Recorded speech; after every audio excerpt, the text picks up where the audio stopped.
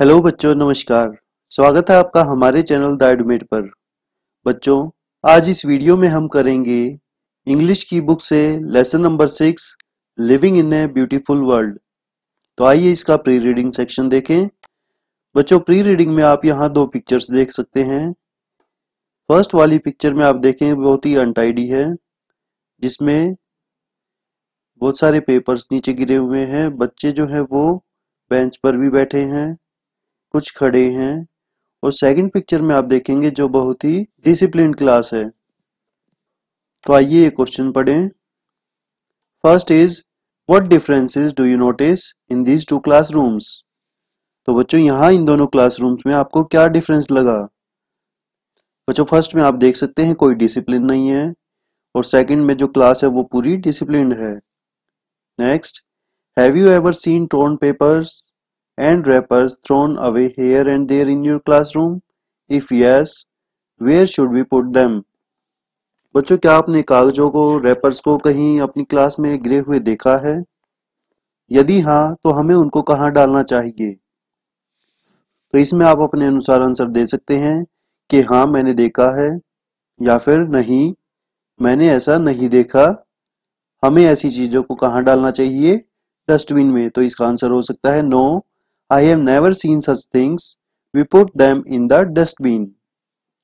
Next, how do you feel sitting in a tidy और untidy classroom. तो बच्चों, आपको एक साफ क्लासरूम में बैठने में और एक क्लास जो साफ नहीं है उसमें बैठने में कैसा फील होता है? इसमें आप लिख सकते हैं I don't like sitting in an untidy classroom, और अगर रूम टाइडी है तो I feel happy in a tidy room.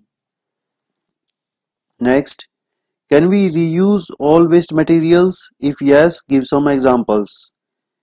क्या हम सभी जो वेस्ट मटेरियल है उन्हें रीयूज कर सकते हैं? अगर हाँ, तो कुछ एग्जांपल बताएं। तो yes, we can reuse waste materials like paper, rubber, plastic etcetera. तो बच्चों, पेपर को हम दोबारा यूज कर सकते हैं, रबर को कर सकते हैं, और प्लास्टिक को भी हम दोबारा यूज कर सकते हैं। आइए आगे चलते हैं और करते हैं लेसन की reading start. A small boy and his grandfather are going for a walk. On the way, they see municipal workers collecting rubbish in a garbage trolley. बच्चों, एक लड़का और उसके दादा सैर पर जा रहे थे।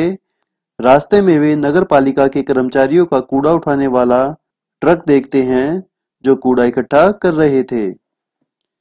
पुनीत, तो लड़के का नाम है Puneet. Grandpa, who are these people and what are they doing. तो पुनीत क्या कहता है कि दादाजी ये लोग कौन हैं और ये क्या कर रहे हैं? Grandfather, they are municipal workers, they are collecting garbage like waste papers, napkins, plastic bottles, slippers, aluminum foils, wrappers, empty packets, cartons, etc. तो उसके दादाजी कहते हैं कि वे नगर पालिका के कर्मचारी हैं। वे कूड़ा इकट्ठा कर रहे हैं, जैसे बेकार कागज, नैपकिन, प्लास्टिक बोतलें, स्लीपर, एल्युमिनियम के फॉयल, लपेटने वाले कागज, खाली पैकेट, कार्टन आदि। Puneet, who throws them out. इन्हें बाहर कौन फेंकता है? Grandfather, people use many things every day, when these things are no longer useful they throw them away. लोग हर रोज कई चीजें प्रयोग करते हैं, जब ये वस्तुएं उपयोगी नहीं रहती तो वे उन्हें फेंक देते हैं। तो बच्चों, आप इस पिक्चर में देख सकते हैं पुनीत और उसके दादाजी घूम रहे हैं और वो सफाई करने वाले को देखते हैं। आगे है Puneet, I too have noticed students in my school throwing bits of paper, napkins and wrappers here and there during school time. तो पुनीत क्या कहता है, मैंने भी स्कूल के समय के दौरान विद्यार्थियों को कागज के टुकड़े, नैपकिन तथा लपेटने वाले कागज को इधर उधर फेंकते हुए देखा है। Grandfather, some people throw even peels and bits of fruits at public places like the bus stand, railway station, markets and streets. तो उसके दादाजी कहते हैं कि कुछ लोग तो बस स्टैंड, रेलवे स्टेशन, बाजार तथा गलियों जैसे सार्वजनिक स्थलों पर भी छिलके तथा फलों के टुकड़े भी फेंक देते हैं। Puneet, grandpa, you are absolutely right, I often see heaps of garbage in the street and marketplaces. This makes our streets and marketplaces look very ugly and unpleasant. तो पुनीत कहता है कि दादाजी आप बिल्कुल ठीक कह रहे हैं। मुझे प्राय गलियों तथा बाजारों में गंदगी के ढेर दिखाई दे देते हैं। इनके कारण हमारी गलियां तथा बाजार गंदे और भद्दे दिखाई देते हैं। Grandfather, they not only give out a foul smell but also attract flies and mosquitoes. Sometimes stray animals make these places dirtier by spreading the garbage all around. तो उसके दादाजी कहते हैं कि उसमें न केवल बदबू आती है बल्कि वे मक्खियां तथा मच्छरों को भी आकर्षित करते हैं। कभी कभी आवारा पशु गंदगी को फैला देते हैं और इन स्थानों को और गंदा कर देते हैं। Puneet, look grandpa, the dirty water over there is flowing on the road and making the place dirty and filthy.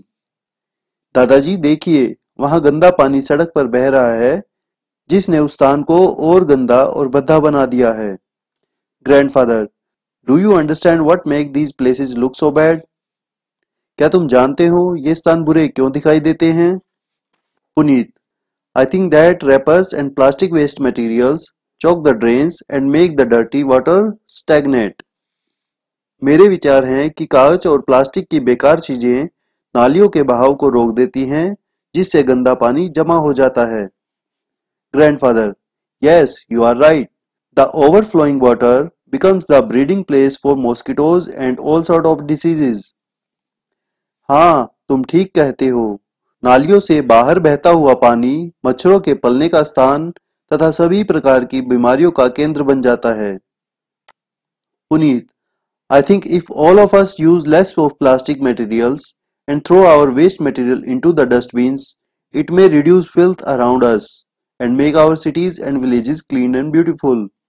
तो पुनीत कहता है कि मेरे विचार में यदि हम सब प्लास्टिक का कम समान प्रयोग करें और अपनी बेकार की वस्तुएं कूड़ेदान में फेंकें, तो इससे हमारे चारों ओर गंदगी कम हो जाएगी और हमारे शहर तथा गांव साफ सुथरे और सुंदर बन जाएंगे।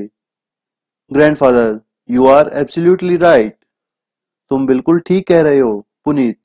But grandpa, tell me where do they take the trash and what do they do with it?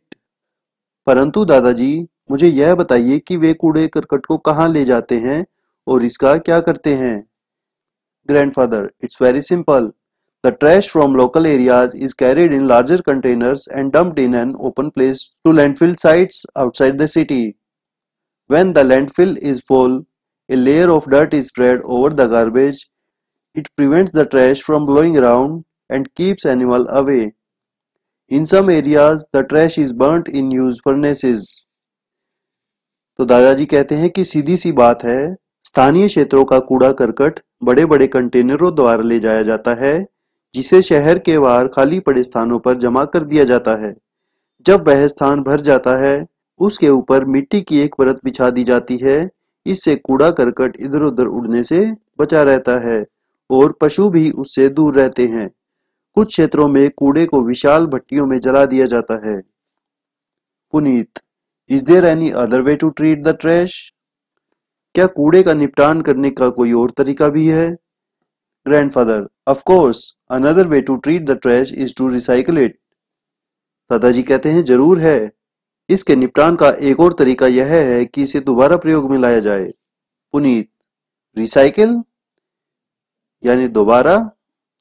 Grandfather, recycle is a process of reusing materials like iron, plastic bottles, polythene bags, sheets of papers, tin foils and iron scraps.